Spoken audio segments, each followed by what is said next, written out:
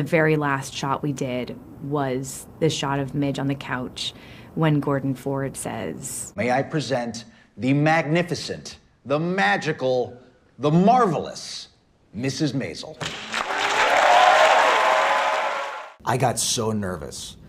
I don't often get nervous. He was so nervous. I really saw you was. nervous. There was no acting necessary. I looked out into the audience, and Marin is crying, and Caroline is crying, and Michael is crying, and Alex is crying. I couldn't even look at Alex. We had a running bet over who was going to cry first, and it ended up being me. There were a lot of tears. I'm sort of like, I just want to be locked in a room with you in an underground bunker forever, which is very healthy.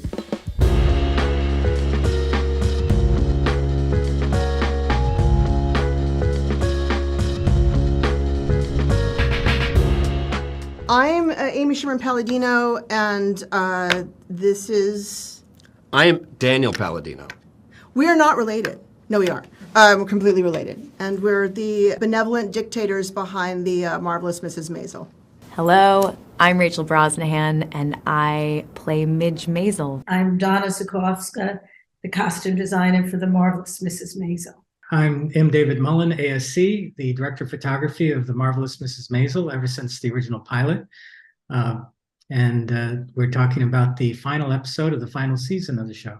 When I initially pitched the series to Amazon, the pitch was, she starts the Upper West Side housewife and ends on Johnny Carson's couch, basically. For 5 years, we've been saying, she's it. So she had to go out there and be it. And it's one thing to write it. It's another thing to say to Rachel, okay, honey, now you go out there and you just make everybody believe that you're the best comic that's ever walked the face. Go ahead. And action. I'm a comedian. I've only been pretending to be a writer so I'd have a bathroom to use in Midtown. So why don't I just get up and do what I came here to do, huh? Amy wanted it, rightfully, to feel perfect, to be the perfect final set for Midge to go out on. And so she was tweaking and tweaking it until about 48 hours before we shot it. And so I sat there with the script feeling very intimidated about learning this volume of material with 48 hours to go. But I have never felt more a part of a team in that moment and in the hours that we spent shooting that scene. The big sequence where the camera circles around the microphone when Midge is thinking about taking the mic, that is all one shot. Amy likes to heighten a moment by not cutting, essentially. The tension builds because the shot is building. It's just the style she likes. She likes that kind of dancing camera feeling. Look, you started your career by getting up on a stage that no one told you to get up on, saying a bunch of shit that no one wanted you to say, so... tits up. Tits up. The last dress in the final look was extremely important. I knew that somehow this dress had to sort of encapsulate a lot of different elements. The feeling of the black dress, the feeling of the performance, the element of the bow, which in so many ways was sort of the lighter or more fun spirit of Mrs. Maisel. I've never really used sequins on her, but I chose matte sequins. I was alluding to a sort of celebratory element to what was the classic bow, the Midge bow. Donna has taught me so much about Midge and about Midge's journey through her clothes. Midge is someone who puts a lot of thought into the way that she presents to the world and leads with that. That costume came out of Donna's brain and was the perfect thing to end on. I was happy to trust fall into Donna's capable hands for 5 seasons on this show. The way the first season ended in that black dress with the pearls, I felt that this was the final and the best way to end it. She was really glowing in that outfit in terms of the amount of skin I was showing, the gold sequins, the black. It just all sort of came together for me. Good evening, ladies and gentlemen. What's happening here is a Jewish hijacking. There's no planes involved. No one wants to go to Cuba. My only demand is 4 minutes of airtime and a ride to the doctor when I'm old. There was something kind of magic about the fact that we have Rachel Brosnahan in our life, because the way she attacked that monologue from the first time she did it, it was there. The confidence, the focus, the clarity. It was pretty great. Amy proposed to me that there's a lighting cue where suddenly the room feels like the gaslight again. That's why I need to get really famous. If you're really famous, everybody loves you. At least until the will is read.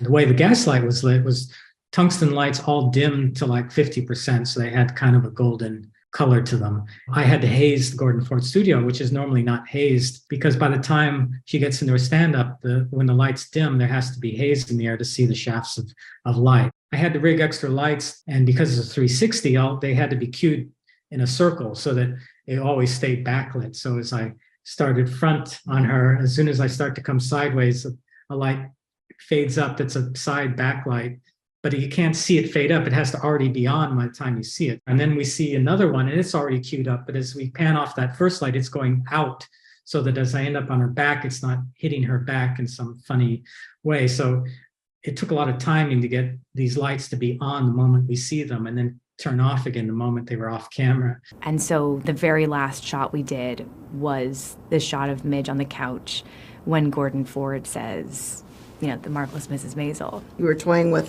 Yeah, we were toying with does she someone name else. herself that? Yeah. Mm-hmm. Does she say at the end of like, I'm the marvelous Mrs. Maisel or whatever, and then that sound like, well, all right, that's weird. And that came sort of later in our discussions, and we thought, well, whoever this kingmaker is should be the one to like, and that way we hear it the last time that we see her do stand up. Somewhere in the middle of the season, I think they told me, they said, oh yeah, you're going to give her name.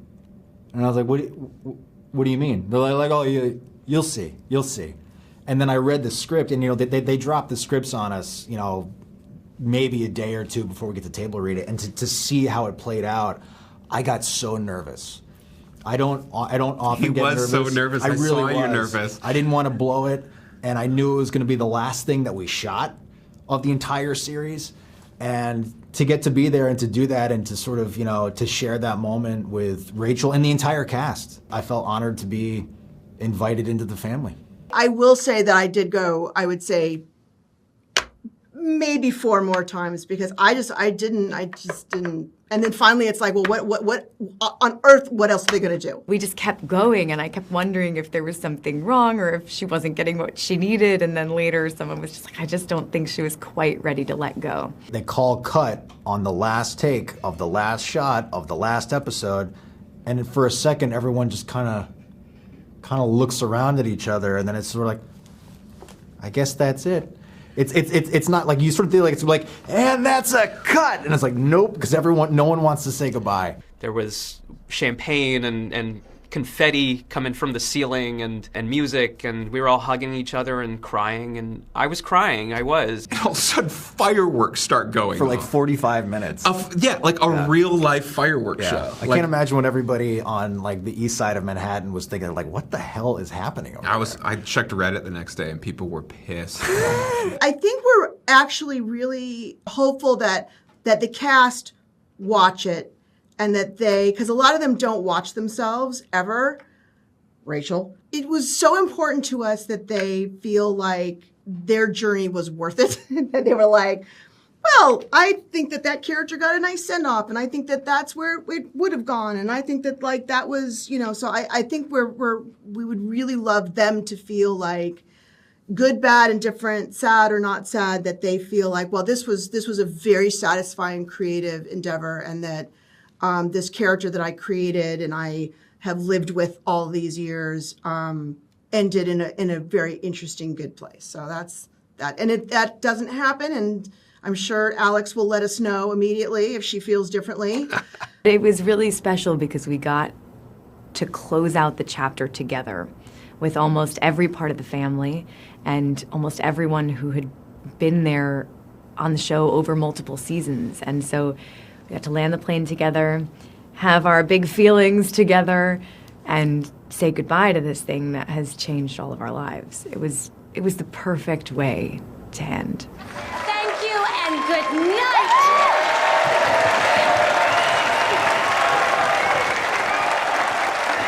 I just wish she'd worn a different dress.